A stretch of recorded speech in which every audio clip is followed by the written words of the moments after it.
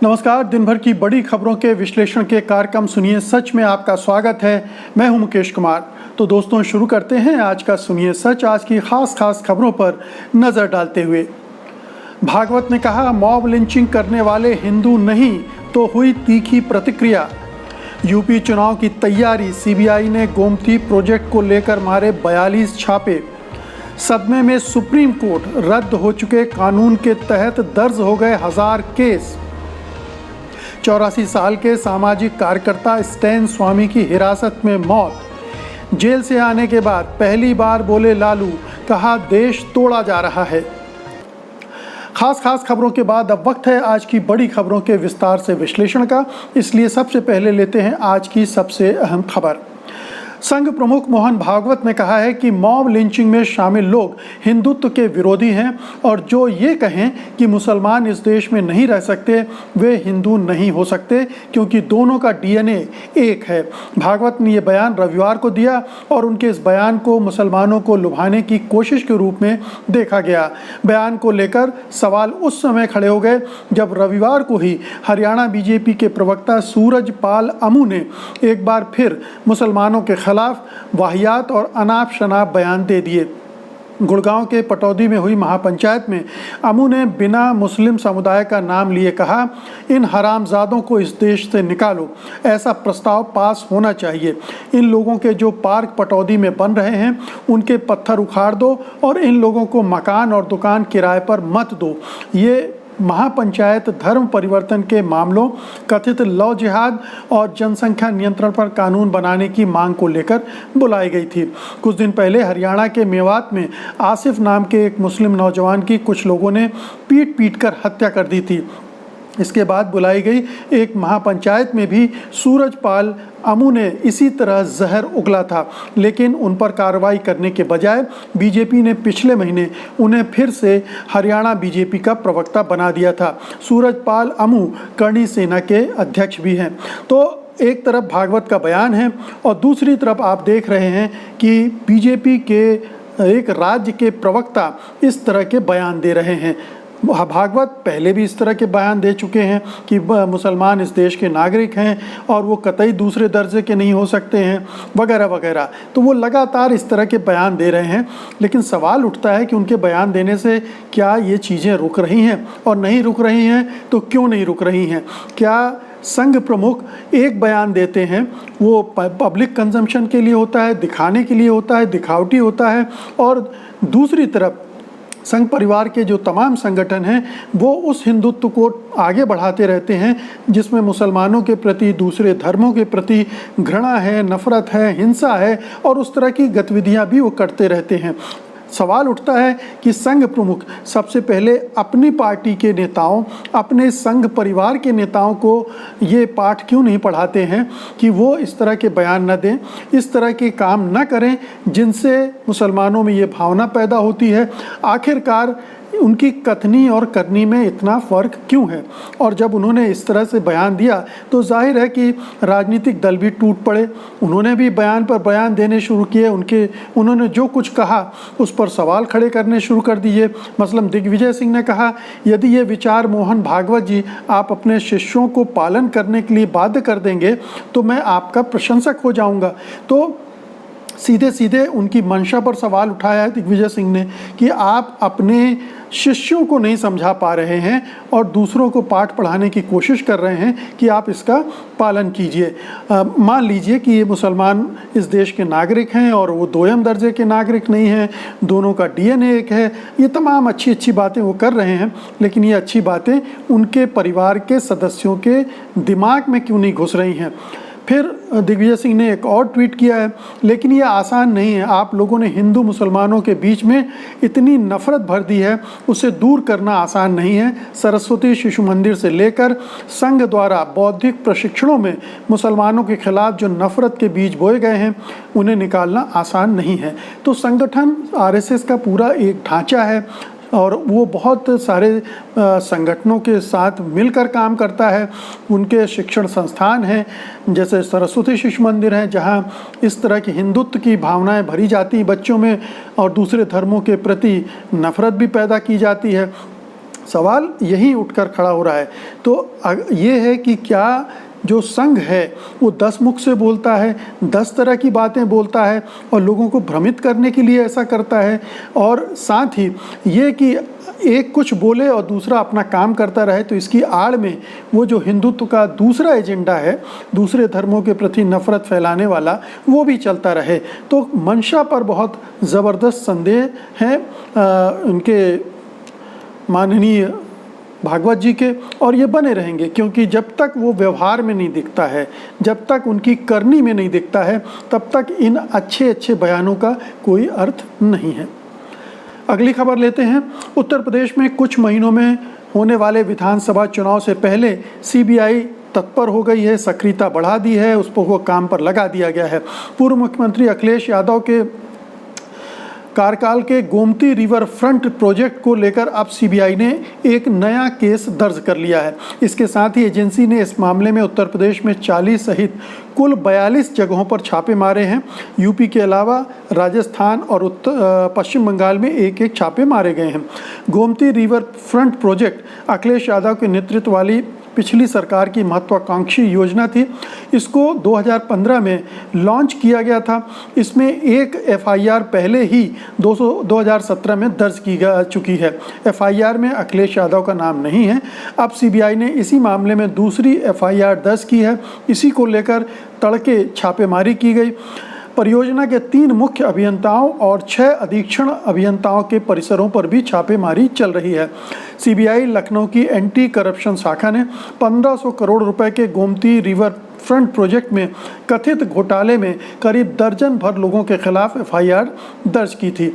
FIR के आरोपियों में से एक फ्रांसीसी कंपनी एक्वाटिक शो भी है।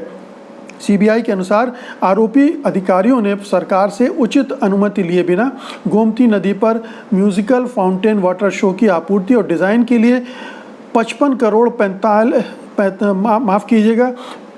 करीब 56 लाख यूरो का एक्वाटिक शो नामक कंपनी के साथ एक समझौते पर हस्ताक्षर किए। तो 2 चीज़ें हैं। जब अखिलेश यादव के ज़माने में योजना बनी, 2017 में ये सरकार बनी योगी की, उसने एक कर्ज के केस दर्ज किया इस प्रोजेक्ट के खिलाफ, और 4 साल 4.5 साल निकल गए हैं। उस प्रोजेक्ट के खिलाफ जांच में कुछ नहीं हुआ। अब 6 महीने बाद 7 महीने बाद चुनाव होने हैं, तो कैसे विपक्षी दलों को परेशान किया जाए, उनको बदनाम किया जाए। सीबीआई आगे चलकर ईडी भी आएगी, आगे चलकर इनकम टैक्स भी आएंगे। हो सकता है कि अखिलेश यादव या बहुजन समाज पार्टी की नेता मायावती के घरों पर या उनके रिश्तेदारों पर या उनकी पार्टी के कार्यकर्ताओं नेताओं पर अब छापेमारी का नया अभियान शुरू हो, उनको बुलाने का, उनसे पूछताछ का अभियान शुरू हो, नए नए मामले दर्ज हों।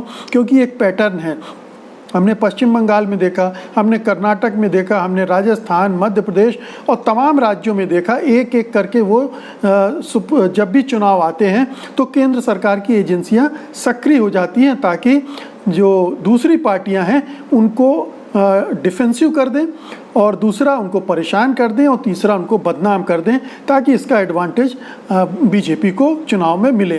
तो ये अभियान फिर शुरू हो गया है। हालांकि इस अभियान से ना बीजेपी को पश्चिम बंगाल में फ़ायदा हुआ, ना कर्नाटक में फ़ायदा हुआ, ना मध्य प्रदेश में फ़ायदा हुआ था। ये और बात है कि जोड़ तोड़ से कर्नाटक और मध्य प्रदेश में उसने सरकार बना ली थी, लेकिन ये पैटर्न बिल्कुल साफ है कि सीबीआई और ये दूसरी एजेंसियाँ उन राज्यों पर सक्रिय हो जाती चुनाव के वक्त जहां विपक्ष को परेशान करना है, उनको दबाना है, उनको इस तरह से बदनाम कर देना है कि चुनावी फ़ायदा लिया जा सके। अगली खबर लेते हैं।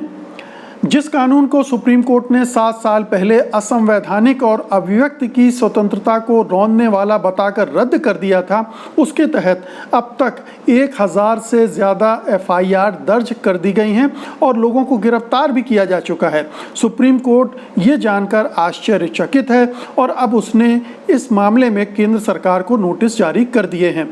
सरकार को अपना जवाब देने के लिए 2 हफ्ते का वक्त दिया गया है। दरअसल ये मामला आईटी एक्ट की धारा 66A से जुड़ा हुआ है, जो पहले काफ़ी विवादित रहा है। ये धारा पुलिस को अधिकार देती थी कि ऑनलाइन आपत्तिजनक सामग्री भेजने पर गिरफ्तारी की जा सकती थी। इस कानून के इस्तेमाल को लेकर विवाद हो रहा था और जब सुप्रीम कोर्ट में ये मामला पहुंचा था तो इसने 24 मार्च 2015 को एक ऐतिहासिक फैसले में धारा 66A को ख़त्म कर दिया था। अदालत ने इस कानून को अस्पष्ट, असंवैधानिक और अभिव्यक्ति की आज़ादी का उल्लंघन बताया था।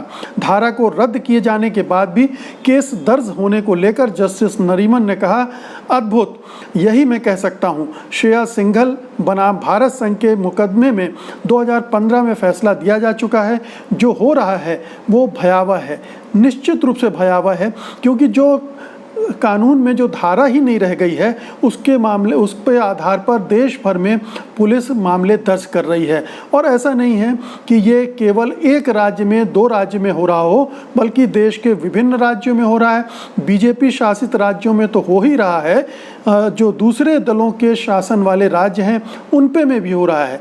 तो ये एक बड़ी ही विकट विडंबना है कि जो कानून रद्द किया जा चुका है उस पर ये मामले दर्ज हो रहे हैं। और इसीलिए सुप्रीम कोर्ट ने केंद्र सरकार को नोटिस जारी किया है, क्योंकि सुप्रीम कोर्ट की ये जिम्मेवारी है कि वो इस पर नज़र रखे कि किन कानूनों का दुरुपयोग हो रहा है या नहीं हो रहा है। और जाहिर है कि हर साल NCRB की एक रिपोर्ट आती है जिसमें पूरे क्राइम जिस आधार पर दर्ज किए जाते हैं वो उनका ब्यौरा होता है। तो सरकार क्या पिछले 7 सालों से सो रही है? वो क्यों कोई एक्शन नहीं ले रही है? आपको बता दूं कि ये 66A बड़ी ही ख़तरनाक धारा है। इसमें आप कोई भी कंटेंट अगर शेयर करते हैं इंटरनेट पर, अपने फेसबुक पर, व्हाट्सएप पर, उसके आधार पर आप पर मामला दर्ज करके आपको तुरंत गिरफ्तार करने की पुलिस को इसमें अधिकार दिए गए हैं। ऐसा बहुत सारे मामलों में हुआ। आपको याद होगा कि मुंबई के एक कार्टूनिस्ट ने कार्टून बनाया था, उसको गिरफ्तार कर लिया गया था। पश्चिम बंगाल में एक प्रोफेसर ने एक कार्टून शेयर कर लिया था, उसके आधार पर गिरफ्तार कर लिया गया था। लखनऊ में एक व्यक्ति ने योगी आदित्यनाथ के खिलाफ एक पोस्ट लिख दी थी, उसके खिलाफ कार्रवाई हो गई थी। तो देश भर में ऐसी छोटी छोटी चीज़ों को लेकर बहुत सारे, और ये जो श्रेया सिंघल का मामला है वो भी वैसा ही है। उसने शिवसेना के प्रमुख बाला साहब ठाकरे को लेकर एक छोटी सी टिप्पणी की थी, बिल्कुल उसमें कोई भी आपत्तिजनक बात नहीं थी, लेकिन उसको लेकर उसके खिलाफ कार्रवाई कर दी गई थी। तो ये बहुत ख़तरनाक कानून था, उसको ठीक ही रद्द किया था सुप्रीम कोर्ट ने। लेकिन चूंकि भारत सरकार की मंशा उसकी दुरुपयोग की है, तमाम सरकारों की मंशा उसका दुरुपयोग करते रहने की है, इसलिए उसका दुरुपयोग जारी है। और ये बड़ा ख़तरनाक है। कानून के राज में इस तरह की स्थिति बनना एक गलत संकेत है कि कहीं ना कहीं चेक एंड बैलेंसेस जो होते हैं सिस्टम में वो काम करना बंद कर चुके हैं। अगली खबर लेते हैं। झारखंड के मानवाधिकार कार्यकर्ता स्टैन स्वामी का निधन पुलिस हिरासत में हो गया है। वे 84 साल के थे। उन्हें एल्गार परिषद से जुड़े होने के आरोप में गिरफ्तार किया गया था और उन पर आतंकवाद निरोधी कानून लगाए गए थे। उन्हें महाराष्ट्र के तलोजा जेल में रखा गया था और मुंबई हाईकोर्ट के निर्देश पर मुंबई के हॉली हॉस्पिटल में उनका इलाज किया जा रहा था। वे वेंटिलेटर पे थे और उनकी जमानत की याचिकाओं को खारिज कर दिया गया था।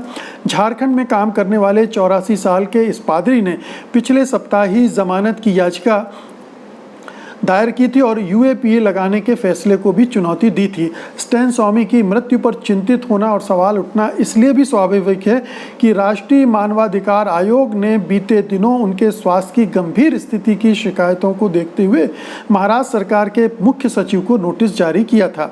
इसमें यह भी कहा गया था कि जिंदगी बचाने वाले उपाय और आधारभूत मानवाधिकार की सुरक्षा की जाए।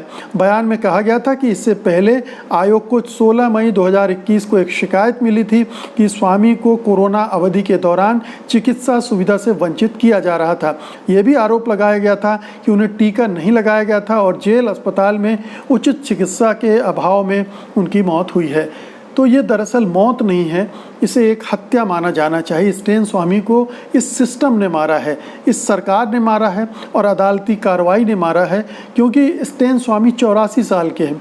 वो जेल में ही बड़ी बुरी तरह से बीमार हो गए थे। जब उन्हें गिरफ्तार किया गया था पिछले साल, तब उनकी हालत ख़राब नहीं थी। उन्हें पार्किंसन की बीमारी ज़रूर थी, और पार्किंसन की बीमारी में याददाश्त नहीं होती है, बहुत सारे काम करना आदमी भूल जाता है, तो ये समस्या उनके साथ थी। लेकिन इस उम्र में गिरफ्तार करना 84 साल के स्टेन स्वामी को, उनके खिलाफ कोई भी सबूत नहीं है, उनको ज़बरन इससे जोड़ा गया कि नक्सलाइट के साथ संबंध है, उनके नक्सलाइट के लिए काम करते हैं, नक्सलवादियों के लिए।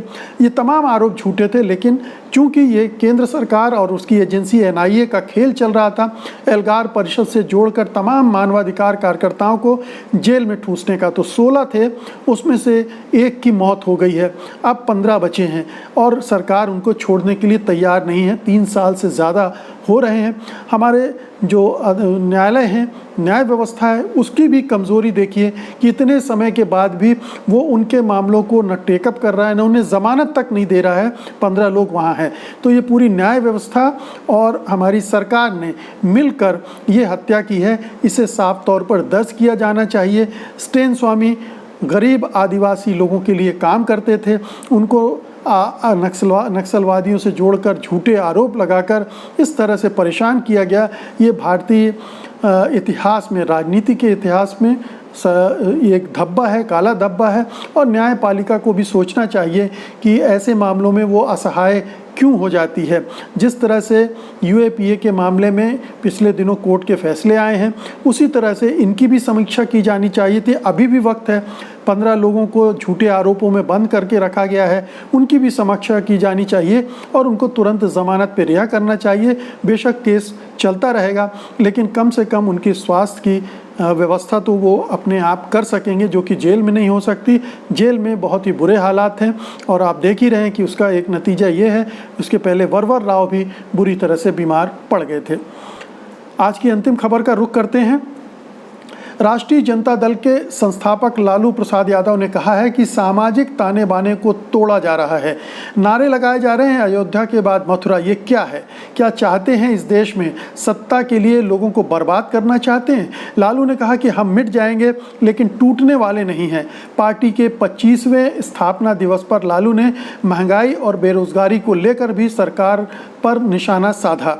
लालू ने कहा कि कोरोना से अधिक तो महंगाई और बेरोजगारी ने लोगों की हालत खराब कर दी है। औने पौने दामों में देश की सरकारी संस्थाओं को बेचा जा रहा है। इतनी महंगाई में कैसे चलेगा? लालू ने कहा कि हमारे समय में ऐसा होता तो लोग चलना दूभर कर देते। एम्स में इलाज करा रहे लालू ने कहा कि बोले थे 10 करोड़ नौजवानों को नौकरी देंगे, भारत को बेहतर बनाएंगे। नोटबंदी और GST से लोगों पर मार मारी गई है, देश हजारों वर्ष पीछे चला गया है। इसके साथ ही उन्होंने कहा समाज के वंचित लोगों को पहली बार हमारी सरकार में बूथ तक आने का मौका मिला। कर्पूरी ठाकुर को याद करते हुए उन्होंने कहा कि हमने कर्पूरी ठाकुर के अरमानों को पूरा किया है, पूरा कर रहे हैं और संघर्ष कर रहे हैं। इसके साथ ही उन्होंने कहा कि हमने 5 प्रधानमंत्री को देखा और बनाने में सहयोग दिया। हमें केंद्रीय मंत्री नहीं बनाया गया था तो हमने कुछ नहीं कहा, लेकिन नीतीश जी व्याकुल थे तो उन्हें कहकर शायद कृषि मंत्री बनवा दिया था। लालू ने वर्तमान की नीतीश सरकार को लेकर हमला करते हुए कहा कि हमारे समय में गरीबों का राज था तो वो जंगल राज था, लेकिन अब हर रोज़ हत्याएं हो रही हैं तो सरकार को कोई चिंता नहीं है।